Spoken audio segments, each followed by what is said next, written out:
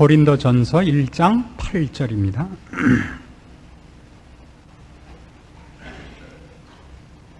주께서 너희를 우리 주 예수 그리스도의 날에 책망할 것이 없는 자로 끝까지 견고케 하시리라. 너희를 불러 그의 아들 예수 그리스도 우리 주로 더불어 교제케 하시는 하나님은 미쁘시도다. 우리는 이 8절 9절이 4절부터 시작된 바울이 고린도 교회를 인하여 하나님 앞에 감사한 내용의 결론이라는 것을 명심하고 이 결론 부분을 보아야 됩니다. 10절부터 이제 드디어 고린도 교회에 이 편지를 쓰게 된 본론이 등장을 하게 됩니다. 그러기 전에 고린도 교회에 인사도 하고 그리고 감사할 것을 먼저 한 중에 그 감사의 끝이 주께서 너희를 우리 주 예수 그리스도의 날에 책망할 것이 없는 자로 끝까지 견고케 하실 것이고 너희를 불러 그의 아들 예수 그리스도 우리 주로 더불어 교제케 하시는 하나님은 미쁘시도다 하는 것으로 그 인사 그리고 감사의 끝을 맺는 건 의미심장합니다. 왜 그래야 되는가 하는 걸 우리가 좀 살펴봄으로써 오늘 이 저녁에 우리의 신앙에 특별한 힘을 얻게 되기를 바랍니다. 4절부터 7절까지 있었던 얘기는 하나님 앞에 무엇을 감사했느냐 하면 이 고린도 교회 교인들이 예수 그리스도 안에서 구원을 얻고 하나님의 자녀로 부름을 받은 것 자체를 감사하는 것이었습니다. 그리고 게다가 그 안에서 많은 은사를 소유한 것을 감사했지요. 모든 일, 곧 모든 구변과 모든 지식에 풍족하다 했습니다. 지난번에 말씀드린 것 같이 이 구변에는 방언이라든가 예언이라든가 이런 모든 것이 포함된 포괄적인 얘기라 그랬습니다. 지식에도 예언 같은 것이 포함된 많은 은사들을 포괄적으로 너희가 모든 일, 곧 모든 구변과 모든 지식에 풍족하다, 은사에 부족함이 없다 하는 얘기를 했습니다. 근데 이 모든 얘기가 왜 하나님은 미쁘시도다, 주께서 너희를 책망할 것이 없는 자로 끝까지 견고케 하시리라 하는 쪽으로 끝을 내야 되는가 하는 겁니다. 고린도 교회 교인들이 갖고 있는 은사로 말미암아 바울이 하나님 앞에 감사해요. 하나님께서 너희에게 많은 은사를 주었다. 그래서 내가 너희를 감사한다. 너희가 이만큼 인정을 받았기 때문이다. 이래야 말이 맞을 것 같은데 너희가 많은 은사를 갖고 있어서 내가 참 하나님 앞에 감사한다. 하나님이 너희를 그리스도 예수의 날까지 끝까지 견고케 하시리라.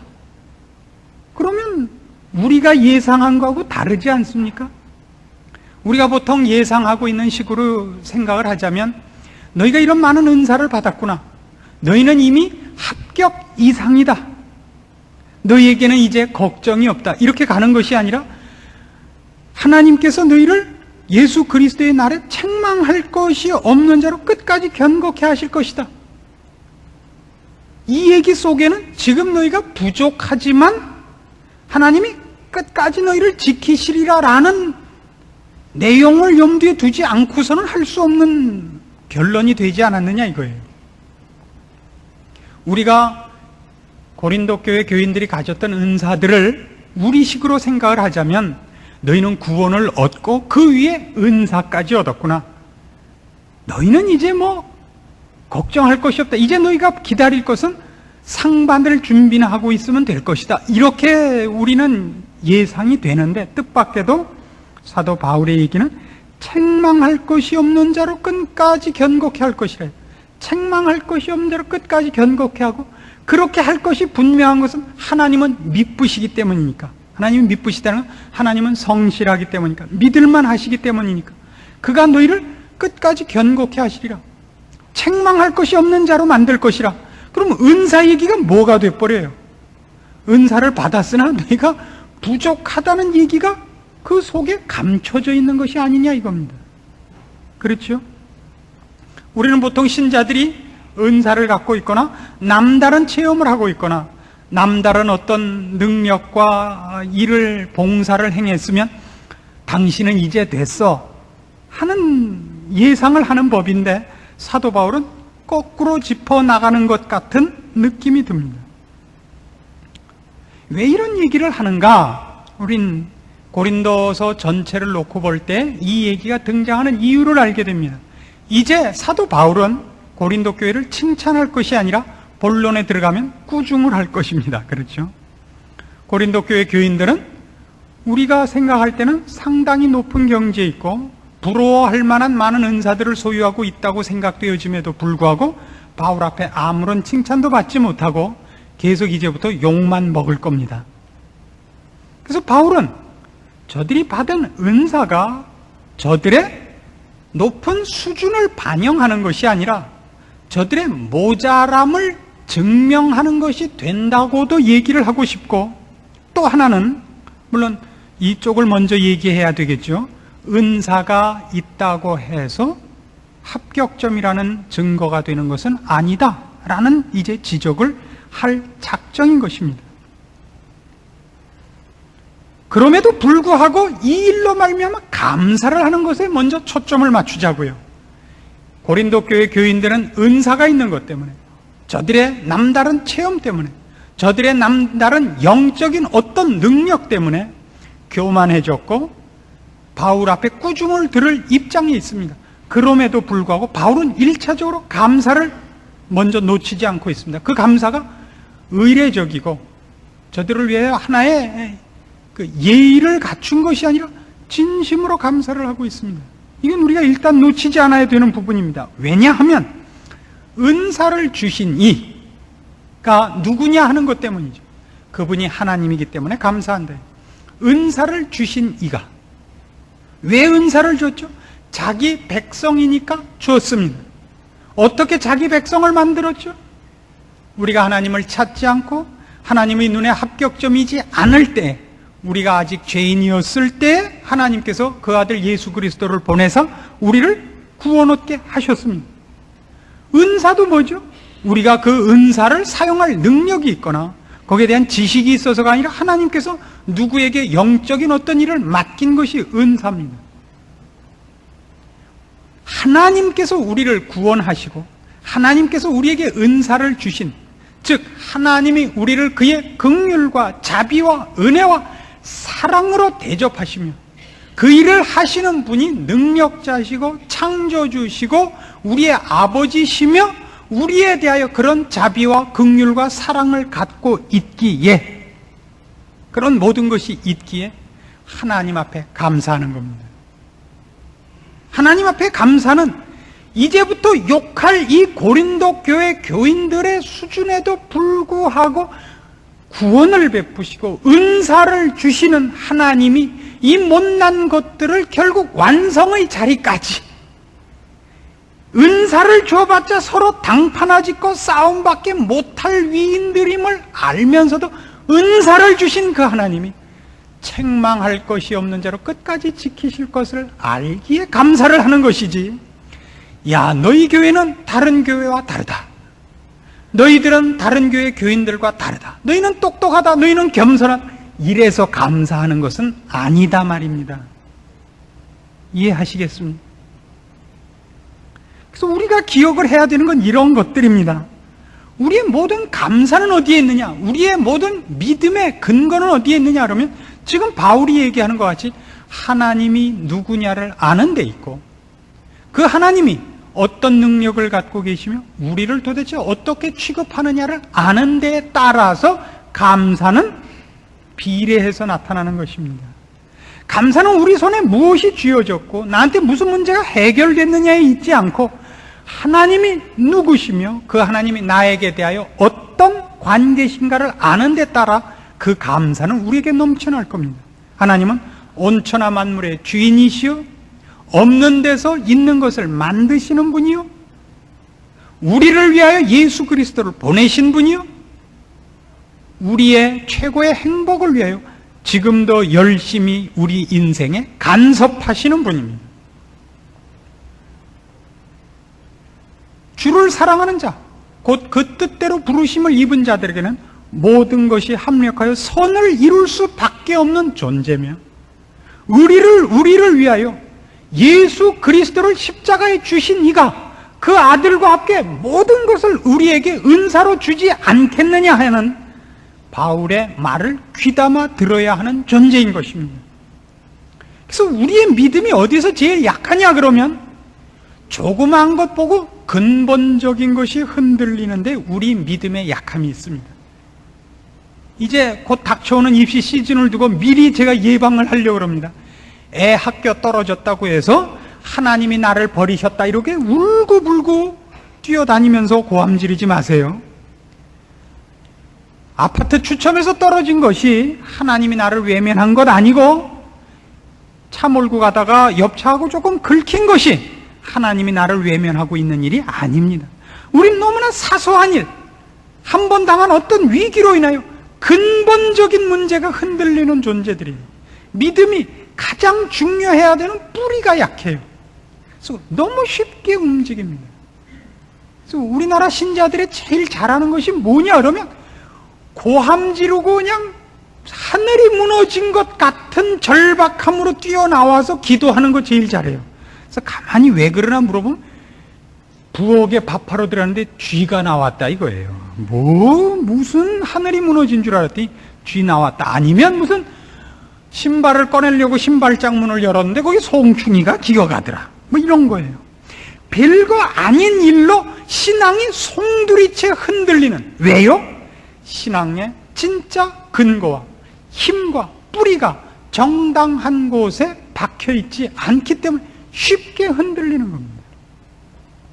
아무리 큰 돌도 위험한 비탈길에 있으면 제가 밀어도 굴러가게 되어 있는 거예요. 뿌리를 받고 서 있지 않는다면 얼마나 큰 걸 갖고 있느냐가 아니라 그것이 어느 근거 위에 있느냐입니다. 어느 근거 위에 있느냐. 그것이 바로 이 하나님, 그 하나님이 우리를 향하여 갖고 계시는 힘과 사랑 위에 서 있는 것인가 살펴봐야 되는 것을 성경이 얘기하고 있습니다. 고린도전서 5장으로 가보십시다.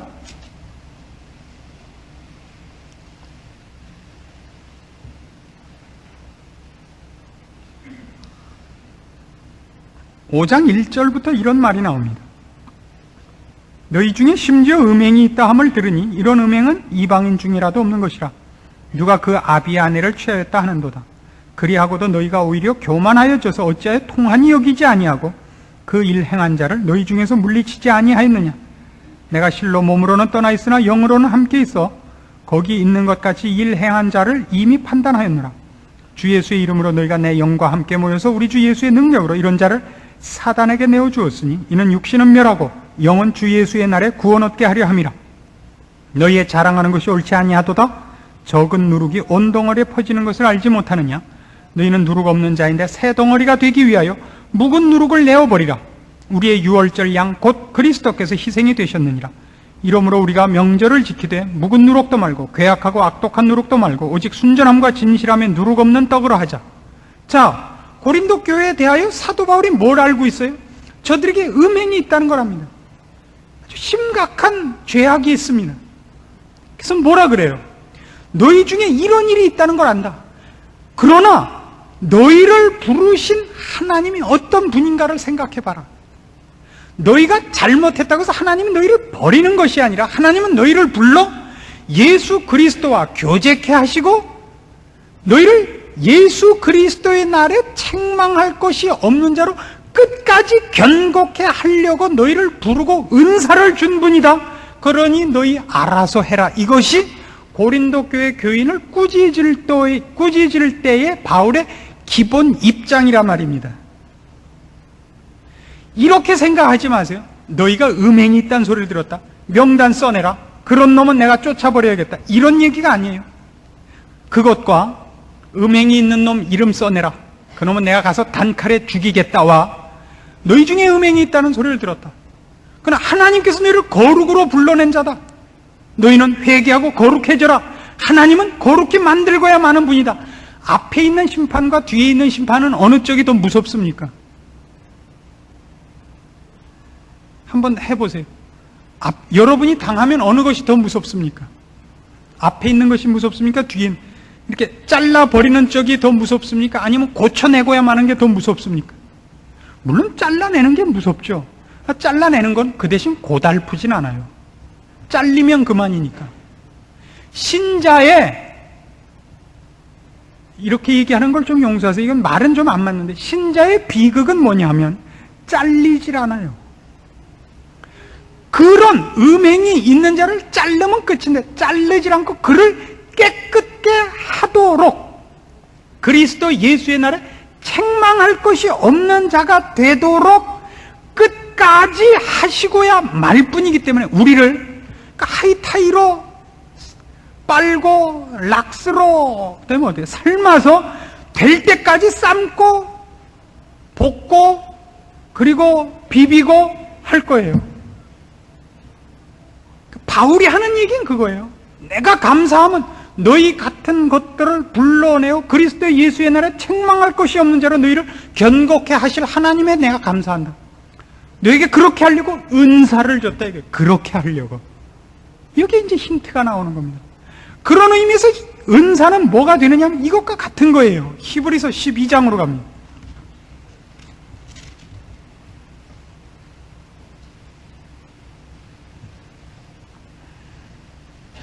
히브리서 12장 5절입니다. 히브리서 12장 5절, 신약성경 367페이지입니다. 또 아들들에게 권하는 것 같이 너희에게 권면하신 말씀을 잊었도다. 일러스되 내 아들아 주의 징계하심을 경히 여기지 말며 그에게 꾸지람을 받을 때 낙심하지 말라. 주께서 그 사랑하시는 자를 징계하시고 그의 받으시는 아들마다 채찍질 하심이니라 하였으니 너희가 참음은 징계를 받기 위함이라. 하나님이 아들과 같이 너희를 대우하시나니 어찌 아비가 징계하지 않는 아들이 있으리요. 징계는 다 받는 것이거늘 너에게 없으면 사생자요 참 아들이 아니니라. 여러분, 징계를 받아요 신자는. 왜요? 아들답게 만들기 위하여. 하나님이 징계하지 않는 아들은 없어요.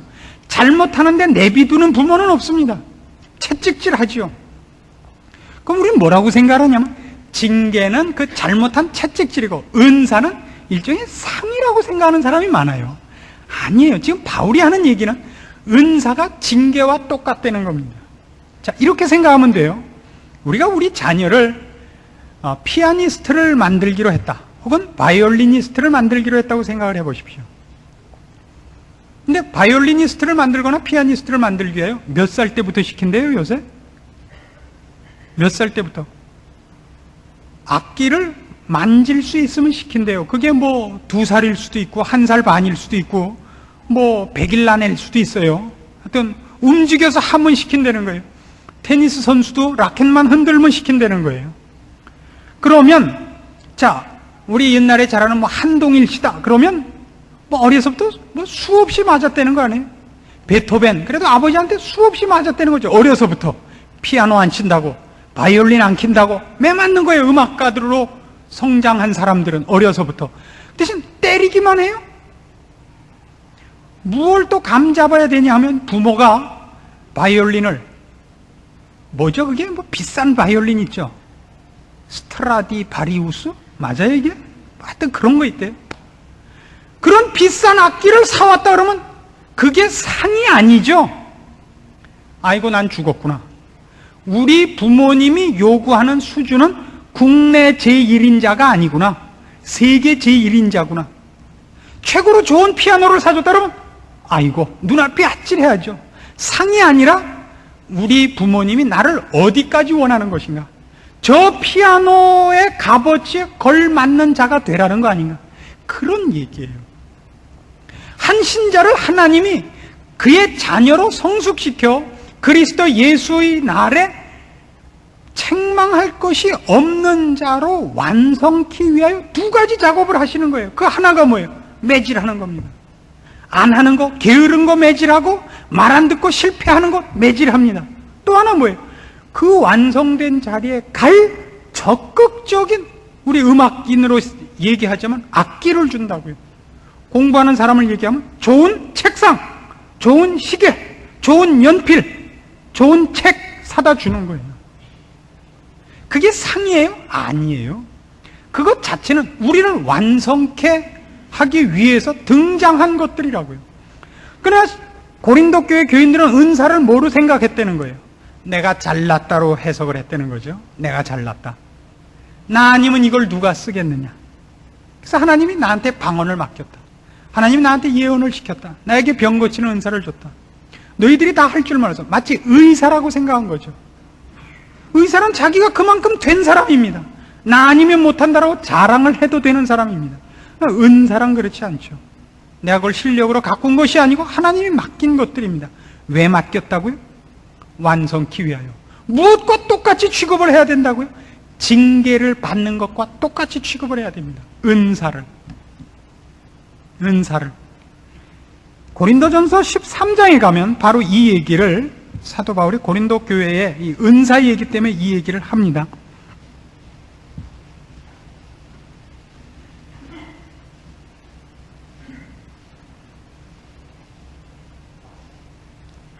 고린도전서 13장 8절에 이런 말씀이 나와요. 사랑은 언제까지든지 떨어지지 아니하나 예언도 패하고 방언도 그치고 지식도 패하리라. 우리가 부분적으로 알고 부분적으로 예언하니 온전한 것이 올 때는 부분적으로 하던 것이 패하리라. 내가 어렸을 때는 말하는 것이 어린아이와 같고 깨닫는 것이 어린아이와 같고 생각하는 것이 어린아이와 같다가 장성한 사람이 되어서는 어린아이의 일을 버렸노라. 우리가 이제는 거울로 보는 것 같이 힘이 하나 그때는 얼굴과 얼굴을 대하여 볼 것이요 이제는 내가 부분적으로 하나 그때에는 주께서 나를 아신 것 같이 내가 온전히 알리라. 사랑 얘기를 왜 도입하느냐면 은사 때문에 도입하는데 은사, 방언도, 예언도 패하고 방언도 그치리라. 지식도 패하리라. 왜요? 지금 우리가 몰라서 이런 은사가 있다고요. 우리가 하나님 앞에 영광된 모습으로 서며 하나님이 요구하신 대로 완성된 모습이 되게 하기 위하여 국어 책도 줬고 영어 책도 준 거예요. 예전에 양주동 씨가 고등학교 국어책에 썼던 글 기억하십니까? 혼자서 독학을 하셨어요. 영어를 독학을 하셨는데 3인칭이란 말이 무슨 뜻인지 모르겠는 거예요. 3인칭이 뭔가? 3인칭이 이게 문법적인 표현입니까? 그래서 먼 마을에 가서 멀리 떨어진데 어디 가서 3인칭이라는 것이 내가 1인칭이요 네가 2인칭이요 그 다음에 모든 것은 3인칭이라고 배워서 그 사람이 그 글에 이렇게 썼던 것이 생각납니까? 나와 너를 제하면 우수마발이 다 3인칭이야라. 공부 잘한 사람과 못한 사람은 두고두고 차이가 납니다. 그거 하나 깨달은 게 그게 기뻐서. 그러니까 지금 우리가 좋은 영어 참고서를 갖고 있다는 건 대단히 행복한 겁니다. 여러분 중고등학교 다니실 때 영어 실력 기초, 안현필조 영어 실력 기초 이거 해보신 분 있습니까? 거기에 맨 잔소리가 나오던 생각이 나십니까? 굉장히 필요했죠. 그 책 갖고 있는 것이 실력이 아니라 그 책으로 실력이 연마되어야죠. 그러니까 지금 얘기는 그거예요. 나중에 영어를 잘하면 영어 참고서를 갖고 있을 필요는 없죠. 안 그렇습니까? 은사란 뭐 때문에 필요하다고요? 우리를 예수 그리스도의 날에 책망할 것이 없는 자로 성숙시키기 위하여 발전시키기 위하여 지금 있는 것입니다. 이거 패할 것들입니다. 다시 말해서 은사가 왜 있느냐? 지금 우리가 부족하다는 것을 반증하는 것이다 이거죠. 은사는 우리를 완성시키기 위하여 있는 것입니다. 마찬가지로 징계도 우리를 완성시키기 위하여 있는 것입니다. 그러니까 야고보서 1장에 가면 어려운 일 당한 데 대하여 야고보서가 적극적인 표현을 쓰지요. 야고보서 1장 신약성경 371페이지입니다.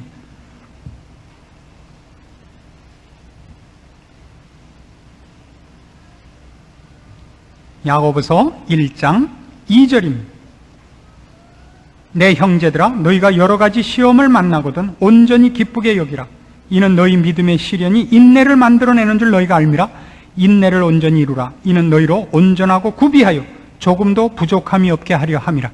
시험이 왜 등장한다고요? 무엇을 위해서? 무엇을 위해서요? 온전하여 구비하여 조금도 부족함이 없게 하려. 시험을 두려워할 필요가 없어요. 고등학교 3학년이 되면 입시를 앞두고 모의고사를 봅니다. 모의고사를 보는 가장 큰 이유가 뭐죠? 거기서 성적이 나쁘면 하나씩 목을 잘라서 죽여나가는 거예요? 아니고 알고 있다고 생각한 것을 시험을 정작 보면 모르더라고요. 그래서 자꾸만 더 보완하라고 시험이 있는 거라고요. 우리 인생에 하나님이 여러 가지 시험을 만나게 하심으로 우리를 보완시키려는 거예요. 안다고 생각하는데 알지 못하는 걸 배우게 하는 겁니다. 알지 못하는 것. 이런 걸 생각하셔야 돼요. 똑똑하다는 데 대해서 우리가 조금만 생각을 해보십시다. 우리 교회에 특별히 똑똑한 분들이 많아서, 똑시기는 제가 못 들었습니다. 똑순이는 너무 많다 그래서 그래요. 똑순이들을 위해서 특별히 이해를 듭시다. 똑똑해갖고 하나님이 한 인생에게 똑똑한 머리를 주고 똑똑하게 굴게 한 것은 무엇 때문이에요? 신앙 인격이 성숙하라고 준 거라고. 신앙 인격이 성숙하면 어떻게 되죠? 제가 늘 성경에 있는 대로 강조하는 바와 같이 뭐가 돼야 되죠? 자기를 부인하고 자기 십자가를 지고 주를 따르는 것이요, 악으로 악을 갚지 않는 것이요, 원수를 사랑하는 것이요, 남을 나보다 낮게 여기는 겁니다. 이거 뭐 제가 밤낮 외워서 이제 아시죠? 똑똑한 것이 남 느린 걸 못 참아서 톡 튀어나오거든, 똑이 이렇게 톡 튀어나오거든, 내가 아직도 멀었다를 배우는 것이 교회용 인생이다 말입니다. 알아들으세요? 그럼 내가 아직도 안 똑똑하구나를 배워야 되는 거예요. 똑똑한 것은 똑똑한 것을 증명하는 것이 아니라 그 똑똑함으로 자신과 이웃을 살려야죠. 여기가 핵심입니다. 이게 시험이죠. 똑똑한 건 은사입니다. 똑똑한 건 은사입니다. 많은 은사가 있죠. 구변이 있습니다. 여러 가지 능력이 있습니다. 지혜가 있습니다. 그걸로 뭘 하세요? 보통 인간은 모든 지혜와 지식과 모든 능력으로 심판용으로밖에 쓰지 못합니다. 그것으로 사람을 살려내는 일이 없습니다. 그래서 자기가 가진 걸로 뭘 했는가 보세요. 여러분들이 어디 가서 무슨 일을 당했을 때 자신이 얼마나 참는가를 보십시오. 제가 아는 어떤 젊은 분이 무슨 일이 있어서 어느 호텔 앞에 회의가 있어서 갔는데, 그 인류 호텔 앞에 갔죠. 근데 저한테 배운 사람이기 때문에 이 수수한 차를 타고 다녔답니다. 그래서 내려가지고 그 앞에 있는 도어맨에게 이 차 좀 파킹해 주십시오. 그럼 이제 들어가려고 그랬더니 턱으로 저쪽에다 갖다 대십시오 그러더래요. 그래서 아니 왜 그러셔요? 나 지금 바쁩니다. 보니까 하나도 개뿔도 안 바쁘더래요. 그래서 멱살을 움켜잡고 지배인실로 끌고 들어갔답니다. 그리고 물었답니다. 너 솔직히 말해봐. 내 차가 똥차라서 안 세워줬지? 그래서 그렇다고 또 그러더래요. 좋다. 그럼 너 내가 다음 주일 좋은 차를 바꿔갖고 타고 오면 너 그땐 세워줄 거야? 세워주겠다 그러더래요. 그래서 돌아오셔서 아버님한테 허가를 받았답니다. 아버님, 제가 이만저만한 일이 있어서 도저히 못 참겠어 차를 하나 좋은 걸로 바꿔야겠습니다. 그랬더니 부전자전이라고 아버님이 그러시대요. 거 바꿀만 하다. 그래서 그 다음에 우리나라에서 그 당시에 제일 컸던 차 바꿔가지고 갔더니 해고당하고 없더래요.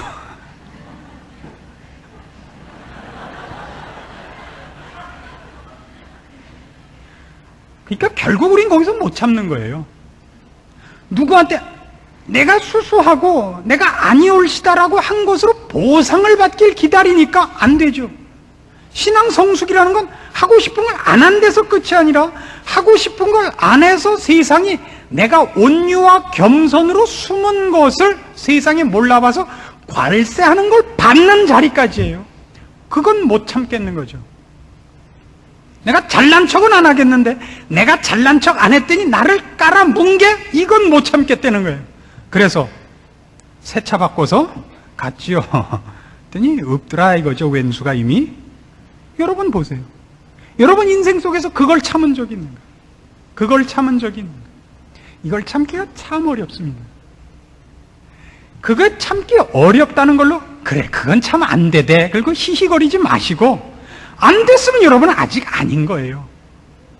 여러분이 그걸 훈련용으로 내가 돈이 있는 사람이요, 내가 지위가 있는 사람이요, 내가 배운 사람이요, 권력이 있는 사람이요, 내가 사회적인 신분이 있는 사람인데 그걸로 뭘 하는가 보세요. 대접을 받지 않고 그걸로 괄세를 받으면 못 참는다면 나는 아직 고린도 교인 이상은 아니다 이겁니다. 그것이 나에게서 아무런 신앙의 전진을 이루지 못하고 있는 은사다 말이에요. 그러면 우리는 꾸중을 들어 마땅합니다. 근데 더더욱 무서운 것은 그 모든 감사를 어떻게 했죠? 사도 바울이. 다시 본문으로 돌아가 보세요. 이게 얼마나 무시무시한 인사인가? 바로 그 얘기를 해놓고 이거예요. 오늘 우리가 본 본문이죠. 주께서 너희를 우리 주 예수 그리스도의 날에 책망할 것이 없는 자로 끝까지 견고케 하시리라요. 그럼 우리가 겸손과 온유를 가지고서 배우지 못하면 어떻게 연습을 시킬 거라고 생각하십니까? 겸손할 수밖에 없게 해서 시키죠. 겸손할 수밖에 없는 방법은 뭐가 있죠? 정말 처절해지면 겸손할 수밖에 없어요. 정말 처절해지면 남편이 드디어 그 지위를 잃고 자식들이 땡깡 부리고 집 나가고 그리고 여러분이 돈 없고 사회적 신분을 잃고 그리고 가난한 동네에서 가난한 사람들 속에 섞여 살면 여러분이 여태껏 자랑했고 큰 소리 쳤던 모든 것을 잃고 나면 여러분은 드디어 겸손해질 수밖에 없는 겁니다. 이를 북북 갈면서 겸손해져야죠. 물론 그건 겸손은 아닙니다만은 그렇게 해서라도 하나님은 여러분의 콧대를 꺾으시고 목을 꺾으시고 무릎을 꿇리실 겁니다. 그렇게 해서야 훈련이 된다면 그렇게 하는 수밖에 없죠. 주어서 안 된다면, 은사로 훈련이 안 되면, 학교 보내고 책 사주고 좋은 선생님 모셔서 안 되면 그 다음엔 할 수 없어요. 군대 보내서 두들겨 패서 죽기 아니면 까무러치기로 해갖고 시키는 수밖에 없죠. 그게 바울이 하는 얘기입니다. 뭐라 그래요? 주께서 너희를 우리 주 예수 그리스도의 날에 책망할 것이 없는 자로 끝까지 견고케 하시리라. 앞에 있었던 모든 것에 대해서 고린도 교인들이 기고만장하고 있을 때가 아닙니다. 그렇죠? 이건 오늘 여러분들에게 그대로 통용되는 거예요. 이 일은 너희를 불러 그의 아들 예수 그리스도 우리 주로 더불어 교제케 하시는 하나님은 미쁘시도다. 이게 얼마나 큰 공갈인지 아세요? 우리를 예수 믿게 하신 하나님은 그가 하신 일을 중간에 포기하지 않는 분이에요. 하다가 말지 않는 분이에요. 미쁘신 분이에요. 그는 고집 있는 분입니다. 하시고야 마는 분입니다. 그럼 우리가 하나님이 우리를 불러 그리스도 예수와 교제케 하시고 우리를 거룩으로 완성시키러 하신 그분이 고집불통이시라면 우리가 할 일은 빨리 항복하는 일밖에 없습니다. 안 하면 맞고 고치는 수밖에 없고, 맞아서도 안 되면 찌꺼 쳐져서 그 경상도 사람들 만나고 제가 제일 놀랬던 게 이 욕이에요. 마 자식 집 빠불러. 우리는 빠진 않아요. 사람을 절구통에 넣고 빠겠대요. 부러뜨려서 안 되면 빠 뿌리는 거예요. 이게 성경이 하는 얘기예요. 제가 공갈을 놓는 게 아닙니다. 빌립보서 2장 보실래요? 괜히 캥기니까 웃지요. 웃으면 혹시 하나님이 봐주실까 하고 웃고 돌아가서 그 대신 고치세요. 빌립보서 2장 12절. 그러므로 나의 사랑하는 자들아, 너희가 나 있을 때뿐 아니라 더욱 지금 나 없을 때에도 항상 복종하여 두렵고 떨림으로 너희 구원을 이루라. 너희 안에서 행하시는 이는 하나님이시니 자기의 기쁘신 뜻을 위하여 너희로 소원을 두고 행하게 하시나니 모든 일을 원망과 시비가 없이 하라. 좋으십니까? 구원을 어떻게 이루라고요? 두렵고 떨림으로 이루어야 됩니다. 왜요? 우리 안에 이 일을 시작하신 이는 하나님이십니다. 그는 절대 포기하지 않고 대강 타협하지 않습니다. 그분이 기뻐하시는 자리까지 우리를 기어코 도달시키고야 마실 겁니다. 두렵고 떨림으로 여러분의 구원을 이루십시오. 여러분이 소유한 모든 것이 여러분을 신앙적으로 진전시키고 있는가 보십시오. 우리에게 허락된 모든 은사들이 그것이 뭘 해도 좋습니다. 많이 배운 것입니까? 많이 소유한 것입니까? 많은 깨우침입니까? 언변입니까? 분별입니까? 열심입니까? 뭐든지 좋습니다. 그것이 여러분을 신앙 인격으로 하나님이 기뻐하시는 자리로 여러분을 진전시키고 있습니까? 아니면 여러분이 고린도 교회 교인들 같이 싸우고 있습니까? 그리고 교만하고 있습니까? 자기가 하고 싶은 거 다 하고 자기 욕심 다 챙기고 죄란 죄는 다 지으면서도 은사 하나 붙들고 하나님이 내 편이라고 생각하십니까? 자식들 공부 잘하고 남편 건강하고 집안에 도인이 있으니 하나님이 내 편이다 이렇게 생각하십니까? 이건 성경이 신자들의 자기 확인을 위하여 동원하는 기준하고는 전혀 어울리지 않는 것들입니다. 누가 더 하나님을 의뢰하며 누가 더 그리스도의 성품을 닮았으며 누가 더 주님과 긴밀한 관계를 갖고 있는가, 이것뿐입니다. 그리고 나를 통하여 많은 사람들이 그리스도와 접목되는가, 신자의 영적 성숙의 기본적인 판단 기준들입니다. 이 문제들에 대하여 여러분들이 오해가 없기를 바라고, 소유하고 가지신 모든 하나님으로부터 감사거리로 얘기할 수 있는 은사들이, 복들이 시험과 시련과 절망과 채찍질과 똑같은 이유로 주어졌다는 것을 놓치지 마십시오. 그래서 여러분의 이 세상에서 살면서 소유하고 도움받고 그리고 알고 있는 모든 것이 여러분을 그리스도에게로, 하나님에게로, 거룩으로 그의 기뻐하시는 것으로 여러분이 진전되는 모든 도구가 되도록 여러분의 삶을, 소유를 점검하시고 지혜로운 신자들이 되시기를 권합니다. 기도하십시다.